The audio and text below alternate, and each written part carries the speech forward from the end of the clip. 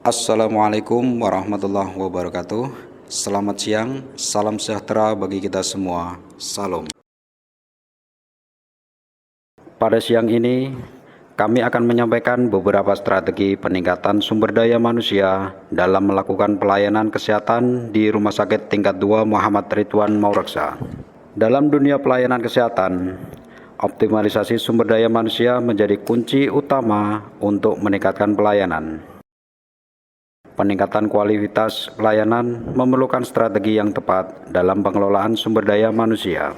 Tantangan utama dalam peningkatan sumber daya manusia adalah optimalisasi sumber daya manusia di rumah sakit meliputi peningkatan efisiensi, pengembangan keterampilan, dan peningkatan motivasi.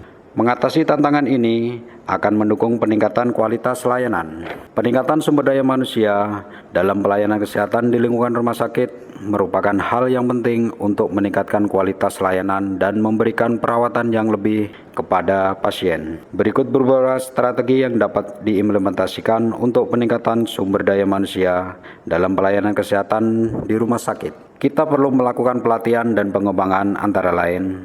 1. Sediakan pelatihan berkelanjutan untuk tenaga medis dan non-medis. 2. Fokus pada peningkatan keterampilan klinis dan komunikasi interpersonal. 3. Dukung partisipasi dalam seminar, workshop, dan konferensi untuk mengikuti perkembangan terkini dalam bidang kesehatan. Kita perlu adakan pelatihan dan pengembangan karyawan, karena investasi dalam pelatihan dan pengembangan karyawan merupakan strategi penting untuk peningkatan kualitas pelayanan. Dengan peningkatan keterampilan, karyawan akan mampu memberikan pelayanan berkualitas kepada pasien.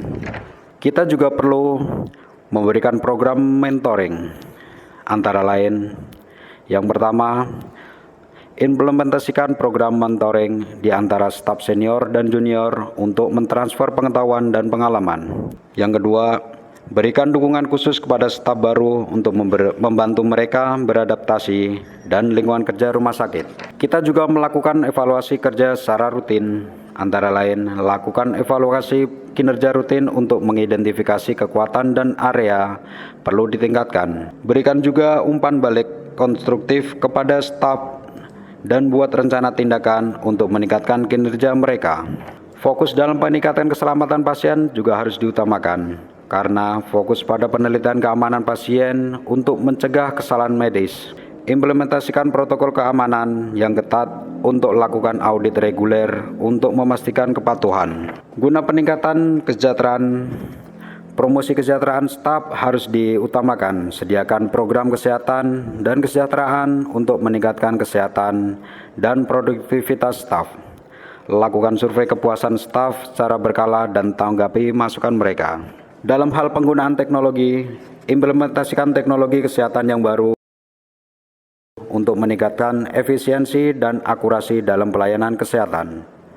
Berikan pelayanan dan pelatihan tentang penggunaan sistem informasi kesehatan yang terbaru. Tim multidisipliner berguna fasilitas kolaborasi antara tim multidisipliner untuk meningkatkan koordinasi perawatan pasien. Adakan rapat rutin antara disiplin untuk membahas kasus-kasus yang berkompleks. Dalam hal pengembangan kepemimpinan, berikan pelatihan kepemimpinan kepada staf yang memiliki potensi untuk menjadi pemimpin di masa depan. Juga dorong kepemimpinan berpartisipasi dan komunikasi terbuka di antara tim kesehatan. Dalam hal peningkatan literasi kesehatan masyarakat, kita juga perlu memberikan edukasi kepada masyarakat tentang penting literasi kesehatan untuk meningkatkan pemahaman dan kerjasama dalam perawatan kesehatan. Kita juga perlu melakukan pemantauan dan evaluasi berkelanjutan. Lakukan pemantauan dan evaluasi secara berkala terhadap implementasi strategi peningkatan sumber daya manusia. Sesuaikan strategi berdasarkan hasil evaluasi untuk memastikan efektivitasnya. Serta kita melakukan strategi pengelolaan sumber daya manusia. Pengelolaan sumber daya manusia yang efektif memerlukan perencanaan yang matang, pengembangan kompetensi, dan pemberdayaan tim serta strategi ini akan membantu mencapai tujuan pelayanan kesehatan yang optimal di lingkungan rumah sakit. Dan juga yang harus kita perhatikan antara lain pengukuran kinerja. Berguna dalam hal pengukuran kinerja adalah langkah penting dalam optimalisasi sumber daya manusia. Melalui penilaian kinerja, rumah sakit dapat mengidentifikasi kebutuhan, pengembangan karyawan, dan peningkatan efektivitas pelayanan terhadap pasien. Kita juga perlu melakukan keselarasan tujuan, karena keselarasan tujuan antara manajemen dan karyawan sangat penting dalam mencapai pelayanan kesehatan yang optimal. Kemampuan yang efektif dan pengelolaan ekspektasi akan mendukung mencapai tujuan bersama. Dalam hal pemberdayaan karyawan, melalui partisipasi dalam pengambilan keputusan dan pengambilan inisiatif akan meningkatkan rasa memiliki dan motivasi karyawan.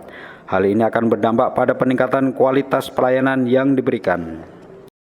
Untuk kesimpulan dari beberapa hal yang kami sampaikan, antara lain, optimalisasi sumber daya manusia dalam rumah sakit merupakan langkah strategi untuk meningkatkan pelayanan kesehatan. Dengan pengelolaan yang efektif, peningkatan kualitas layanan dapat tercapai untuk kepuasan pasien. Implementasikan strategi ini secara holistik dapat membantu rumah sakit meningkatkan kualitas layanan kesehatan dan mencapai tujuan pemenuhan kebutuhan pasien secara optimal. Demikian yang dapat kami sampaikan pada siang hari ini. Semoga dengan apa yang kami sampaikan bisa bermanfaat serta memotivasi bagi kita semua demi kemajuan dan kesuksesan di lingkungan Rumah Sakit Tingkat 2 Muhammad Ridwan Maureksa. Salam sejahtera bagi kita semua.